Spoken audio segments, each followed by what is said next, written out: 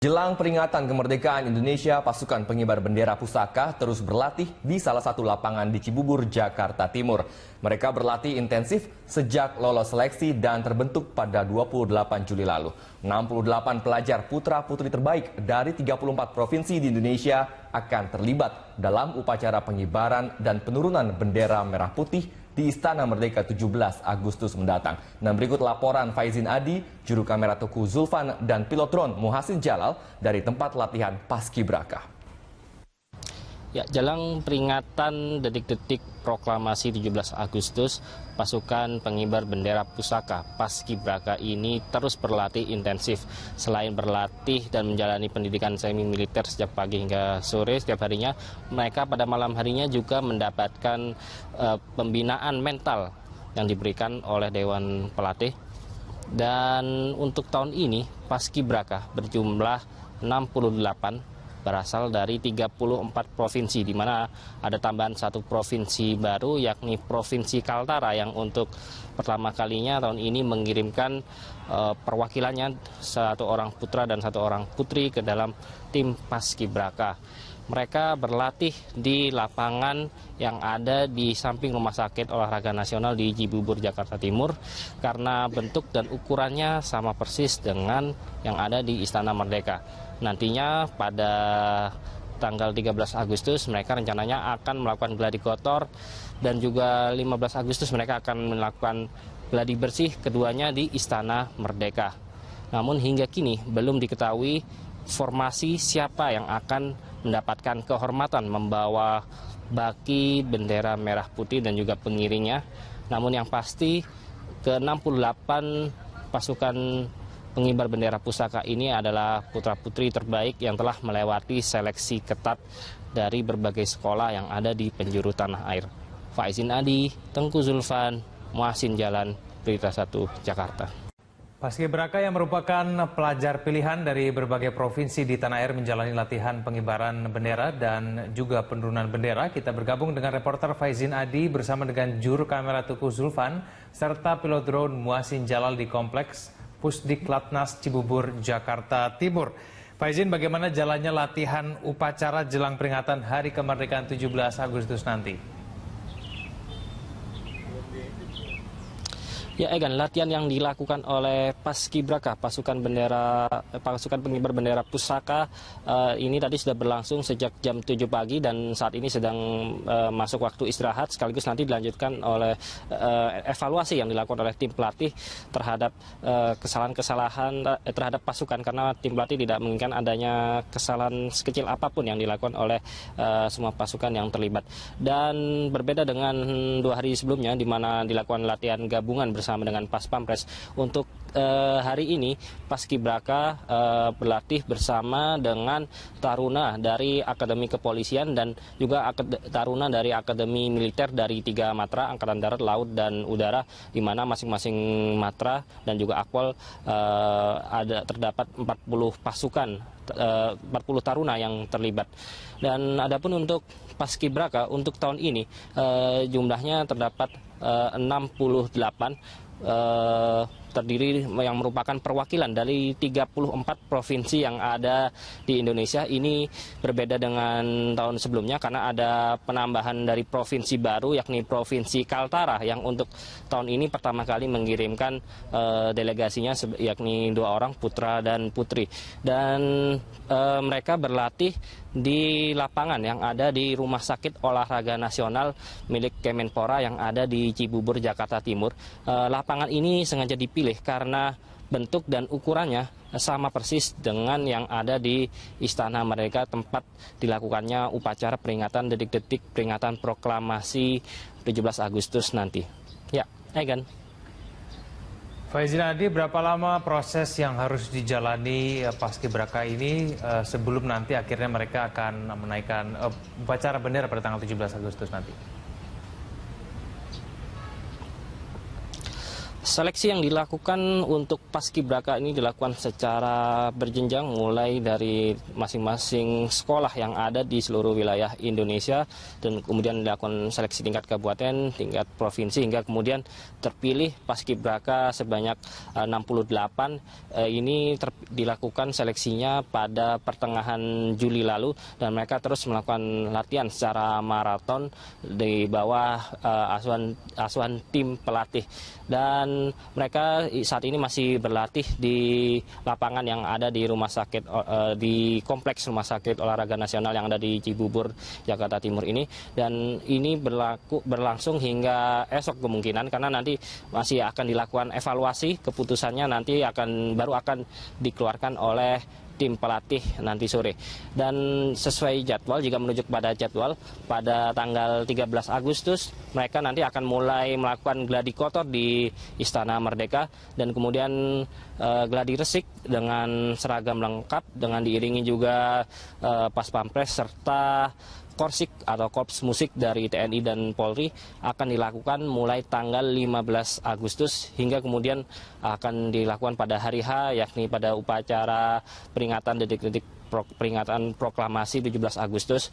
Dan ini nanti mereka akan terbagi menjadi dua tim, yakni tim yang pengibar dan juga tim penurunan bendera pusaka. Ya, Egan. Presiden Jokowi sore ini menggelar rapat terbatas terkait kebakaran lahan dan juga hutan di Sumatera. Untuk mengetahui perkembangan terkini di Istana Negara, kita bergabung dengan reporter Mario Delima dan juru kamera Eka Pamungkas. Mario, poin-poin apa saja yang dibahas dalam rapat terbatas terkait dengan kebakaran lahan dan juga hutan sore ini di Istana Negara? Selamat sore Dora, memang ada beberapa poin yang dijelaskan atau diinstruksikan oleh Presiden termasuk terkait adalah kebakaran hutan. Pertama adalah pada saat kebakaran terjadi dan kedua adalah penanggulangan setelah kebakaran. Tadi Presiden dalam rapat tersebut mengatakan mengapresiasi tindakan dari Kementerian Lingkungan Hidup, TNI dan Polri yang jika ia bisa nilai lebih baik dibandingkan tahun lalu. Karena memang secara garis besar sekitar 74% terjadi penurunan titik api yang terjadi di Indonesia secara keseluruhan. Dan juga tadi Presiden mendapatkan laporan bahwa masih ada 217 titik api yang harus diwaspadai pada bulan Agustus sampai Oktober ini. Dan itu adalah titik-titik rawan yang menurut Presiden harus terus diawasi dan kalau bisa dihilangkan titik apinya dalam waktu yang singkat. Presiden juga mengatakan untuk penanggulangan ini TNI, Polri dan juga masyarakat harus dilibatkan karena memang kita membutuhkan kecepatan baik dari bentuk laporan ataupun tindakan. Laporannya diminta adalah laporan dari masyarakat dan hal ini akan diakomodir oleh Polda-Polda ataupun dari TNI yang berada di wilayah-wilayah di mana titik kebakaran tersebut terjadi. Dan juga untuk proses yang dilakukan pada lahan yang sudah terjadi kebakaran atau gambut yang sudah mati apinya, di sana Presiden meminta agar Badan Restorasi Gambut dapat segera melakukan tindakan yang cepat untuk membuat lahan tersebut menjadi lahan yang produktif kembali ataupun menjadi lebih sehat dibandingkan saat ini. Dan juga Presiden meminta agar seluruh jajaran kembali ia mengingatkan bahwa stop untuk melakukan tindak penanaman ataupun penjualan memberikan izin kepada lahan gambut untuk menghindari akan terjadinya lahan-lahan gambut yang akan terbakar di kemudian harinya. Dan ini adalah kutipan dari Presiden Joko Widodo pada saat rapat di kantor Presiden. Yang saya terima, saya kira sangat bagus, ada penurunan yang signifikan 74% kalau dibandingkan tahun yang lalu. Tapi saya ingin juga kita semuanya memberikan perhatian bahwa masih ada 217 titik api hotspot yang harus diwaspadai di seluruh Indonesia. Dan dalam rapat terbatas hari ini saya ingin agar langkah-langkah kecepatan dalam pencegahan dan penanganan kebakaran hutan ini betul-betul terpadu dan lebih efektif. Demikian Dora. Mario, apakah dalam rapat terbatas tadi juga sempat dibahas terkait dengan 5 perusahaan pembakar lahan yang sudah proses SP3, Mario? Ya, benar. Memang sekitar, bisa saya koreksi, ada 15 perusahaan yang sudah di SP3 oleh Polda Riau yang saat ini menjadi sebuah kontroversi. Tadi kami mencoba untuk bertanya bagaimana update dari Kementerian Lingkungan Hidup, apakah didiamkan saja atau seperti apa. Tapi ternyata di dalam juga ternyata hal itu dibahas. Menurut Menteri Lingkungan Hidup Siti Nurbaya, dia mengatakan tadi Kapolri Tito Karnavian sempat memberikan laporannya kepada Presiden terkait hal tersebut dan juga proses-proses yang sedang berjalan. Di sana dijelaskan bahwa saat ini Kapolri sudah memerintahkan jajarannya termasuk di Polda Riau untuk melihat apakah fakta-fakta atau bukti-bukti tersebut sudah lengkap atau tidak sehingga SP3 itu terbit ataupun sudah diputuskan. Dan juga dari Menteri Lingkungan Hidup sendiri sudah mengirimkan dirjen-dirjennya untuk turun langsung ke titik-titik tersebut atau di mana 15 berkas tersebut sudah diputus. Di sana akan dipelajari lagi apakah memang ternyata pada saat gugatan bukti-bukti kurang ataupun pasal-pasal yang digunakan ternyata tidak kuat. Dan oleh karenanya tadi Siti Nurbaya mengatakan akan segera melakukan rapat kembalinya atau dari Jambi yang hari ini juga dia langsung berangkat ke Jambi untuk memantau beberapa titik api yang terjadi di sana juga. Siti juga mengatakan bahwa dari verifikasi Tito Karnavian dari Lingkungan Hidup nanti akan dirangkai apakah benar dalam SP3 tersebut untuk 15 perusahaan itu memang sudah berjalan benar ataupun ada masalah. Dan hal tersebut akan ia meminta agar media terus memantau, membantu Menteri Lingkungan Hidup untuk melihat apakah akan ada bukti baru dari perusahaan-perusahaan yang di SP3 tersebut. Dan sebagai tambahan, tadi juga kami mencoba menanyakan terkait dengan kemenangan pemerintah melalui Menteri Lingkungan Hidup atas gugatan terhadap PT Nasional Sego Prima sekitar 1 triliun kepada Kejaksaan Agung. Tadi Jaksa Agung M. Prasetyo mengatakan bahwa Jaksa Agung belum bisa melakukan hal permintaan ataupun menagih 1 triliun tersebut dalam waktu dekat. Karena memang proses hukum baru berjalan di tingkat pertama dan ia masih akan menunggu apakah PT tersebut akan melakukan banding ataupun gugatan lain ataupun kasasi pada proses ini. Dan ia mengatakan bahwa tindakan atau eksekusi yang akan dilakukan nanti harus berdasarkan surat kuasa yang dikeluarkan oleh Menteri Lingkungan Hidup pada waktu putusan ini menjadi ingkrah atau berkeputusan hukum yang tetap. Demikian, Dora. Ya baik, terima kasih Mario Delima atas laporan Anda. Pemirsa, demikian laporan dari reporter Mario Delima dan juru kamera Eka Pamungkas dari Istana Negara Jakarta. Jelang peringatan kemerdekaan Indonesia, pasukan pengibar bendera pusaka terus berlatih di salah satu lapangan di Cibubur, Jakarta Timur. Mereka berlatih intensif sejak lolos seleksi dan terbentuk pada 28 Juli lalu. 68 pelajar putra-putri terbaik dari 34 provinsi di Indonesia akan terlibat dalam upacara pengibaran dan penurunan bendera merah putih di Istana Merdeka 17 Agustus mendatang. Dan berikut laporan Faizin Adi, juru kamera Teguh Zulfan, dan pilot drone Muhsin Jalal dari tempat latihan Paskibraka. Ya, jelang peringatan detik-detik proklamasi 17 Agustus, pasukan pengibar bendera pusaka Paskibraka ini terus berlatih intensif. Selain berlatih dan menjalani pendidikan semi militer sejak pagi hingga sore setiap harinya, mereka pada malam harinya juga mendapatkan pembinaan mental yang diberikan oleh Dewan Pelatih. Dan untuk tahun ini Paskibraka berjumlah 68 berasal dari 34 provinsi, di mana ada tambahan 1 provinsi baru, yakni Provinsi Kaltara yang untuk pertama kalinya tahun ini mengirimkan perwakilannya 1 orang putra dan 1 orang putri ke dalam tim Paskibraka. Mereka berlatih di lapangan yang ada di samping Rumah Sakit Olahraga Nasional di Cibubur, Jakarta Timur, karena bentuk dan ukurannya sama persis dengan yang ada di Istana Merdeka. Nantinya pada tanggal 13 Agustus mereka rencananya akan melakukan gladi kotor dan juga 15 Agustus mereka akan melakukan gladi bersih keduanya di Istana Merdeka.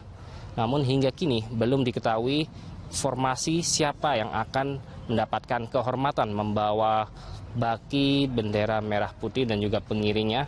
Namun yang pasti ke-68 pasukan pengibar bendera pusaka ini adalah putra-putri terbaik yang telah melewati seleksi ketat dari berbagai sekolah yang ada di penjuru tanah air. Faizin Adi, Tengku Zulfan, Muhsin Jalan, Berita. Mario, poin-poin apa saja yang dibahas dalam rapat terbatas terkait dengan kebakaran lahan dan juga hutan sore ini di Istana Negara? Selamat sore Dora, memang ada beberapa poin yang dijelaskan atau diinstruksikan oleh Presiden termasuk terkait adalah kebakaran hutan. Pertama adalah pada saat kebakaran terjadi dan kedua adalah penanggulangan setelah kebakaran. Tadi Presiden dalam rapat tersebut mengatakan mengapresiasi tindakan dari Kementerian Lingkungan Hidup, TNI dan Polri yang jika ia bisa nilai lebih baik dibandingkan tahun lalu. Karena memang secara garis besar sekitar 74% terjadi penurunan titik api yang terjadi di Indonesia secara keseluruhan. Dan juga tadi Presiden mendapatkan laporan bahwa masih ada 217 titik api yang harus diwaspadai pada bulan Agustus sampai Oktober ini. Dan itu adalah titik-titik rawan yang menurut Presiden harus terus diawasi dan kalau bisa dihilangkan titik apinya dalam waktu yang singkat. Presiden juga mengatakan untuk penanggulangan ini TNI, Polri dan juga masyarakat harus dilibatkan karena memang kita membutuhkan kecepatan baik dari bentuk laporan ataupun tindakan. Laporannya diminta adalah laporan dari masyarakat dan hal ini akan diakomodir oleh Polda-Polda ataupun dari TNI yang berada di wilayah-wilayah di mana titik kebakaran tersebut terjadi. Dan juga untuk proses yang dilakukan pada lahan yang sudah terjadi kebakaran atau gambut yang sudah mati apinya, di sana Presiden meminta agar Badan Restorasi Gambut dapat segera melakukan tindakan yang cepat untuk membuat lahan tersebut menjadi lahan yang produktif kembali ataupun menjadi lebih sehat dibandingkan saat ini. Dan juga Presiden meminta agar seluruh jajaran kembali ia mengingatkan bahwa stop untuk melakukan tindak penanaman ataupun penjualan memberikan izin kepada lahan gambut untuk menghindari akan terjadinya lahan-lahan gambut yang akan terbakar di kemudian hari. 1 Jakarta. Paskibraka yang merupakan pelajar pilihan dari berbagai provinsi di tanah air menjalani latihan pengibaran bendera dan juga penurunan bendera. Kita bergabung dengan reporter Faizin Adi bersama dengan juru kamera Tengku Zulfan serta pilot drone Muhsin Jalal di Kompleks Pusdiklatnas Cibubur, Jakarta Timur. Faizin, bagaimana jalannya latihan upacara jelang peringatan Hari Kemerdekaan 17 Agustus nanti? Ya, Egan, latihan yang dilakukan oleh Paskibraka, pasukan pengibar bendera pusaka ini tadi sudah berlangsung sejak jam 7 pagi dan saat ini sedang masuk waktu istirahat, sekaligus nanti dilanjutkan oleh evaluasi yang dilakukan oleh tim pelatih terhadap kesalahan-kesalahan terhadap pasukan, karena tim pelatih tidak menginginkan adanya kesalahan sekecil apapun yang dilakukan oleh semua pasukan yang terlibat. Dan berbeda dengan 2 hari sebelumnya di mana dilakukan latihan gabungan bersama dengan Pas Pampres. Untuk hari ini Paskibraka berlatih bersama dengan taruna dari Akademi Kepolisian dan juga taruna dari Akademi Militer dari 3 matra, Angkatan Darat, Laut, dan Udara, di mana masing-masing matra dan juga Akpol terdapat 40 pasukan, 40 taruna yang terlibat. Dan adapun untuk Paskibraka untuk tahun ini jumlahnya terdapat 68 terdiri yang merupakan perwakilan dari 34 provinsi yang ada di Indonesia. Ini berbeda dengan tahun sebelumnya karena ada penambahan dari provinsi baru, yakni Provinsi Kaltara, yang untuk tahun ini pertama kali mengirimkan delegasinya, yakni 2 orang, putra dan putri. Dan mereka berlatih di lapangan yang ada di Rumah Sakit Olahraga Nasional milik Kemenpora yang ada di Cibubur, Jakarta Timur. Lapangan ini sengaja dipilih karena bentuk dan ukurannya sama persis dengan yang ada di Istana Merdeka, tempat dilakukannya upacara peringatan detik-detik peringatan harinya. Dan ini adalah kutipan dari Presiden Joko Widodo pada saat rapat di kantor Presiden. Yang saya terima, saya kira sangat bagus, ada penurunan yang signifikan 74% kalau dibandingkan tahun yang lalu. Tapi saya ingin juga kita semuanya memberikan perhatian bahwa masih ada 217 titik api hotspot yang harus diwaspadai di seluruh Indonesia.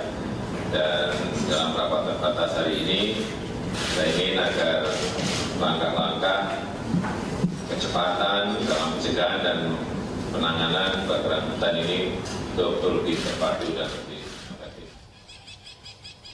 Demikian, Dora.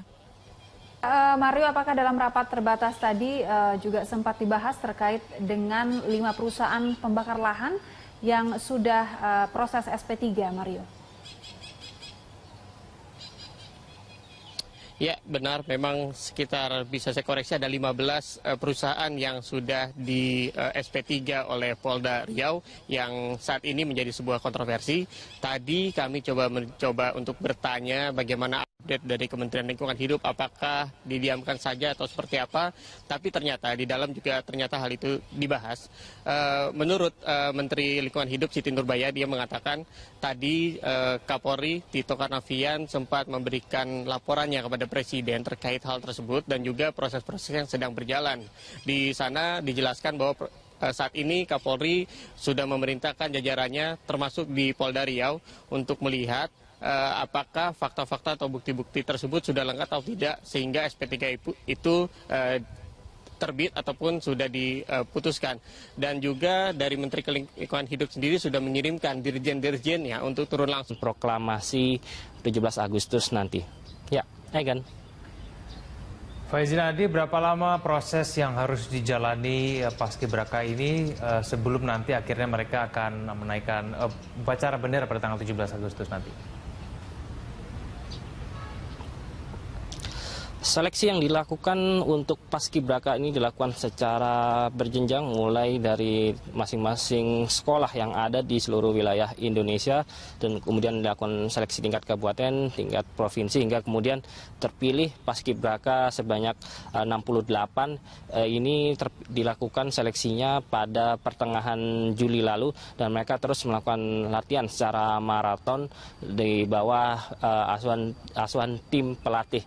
Dan mereka saat ini masih berlatih di lapangan yang ada di rumah sakit, di kompleks rumah sakit olahraga nasional yang ada di Cibubur, Jakarta Timur ini. Dan ini berlangsung hingga esok kemungkinan karena nanti masih akan dilakukan evaluasi, keputusannya nanti baru akan dikeluarkan oleh tim pelatih nanti sore.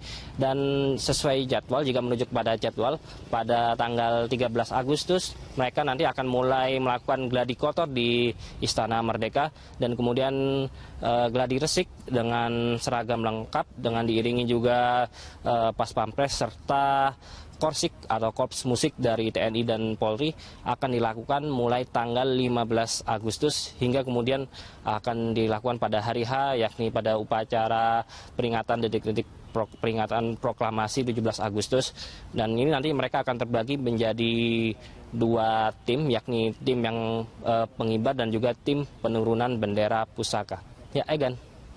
Presiden Jokowi sore ini menggelar rapat terbatas terkait kebakaran lahan dan juga hutan di Sumatera. Untuk mengetahui perkembangan terkini di Istana Negara, kita bergabung dengan reporter Mario Delima dan juru kamera Eka Pamungkas.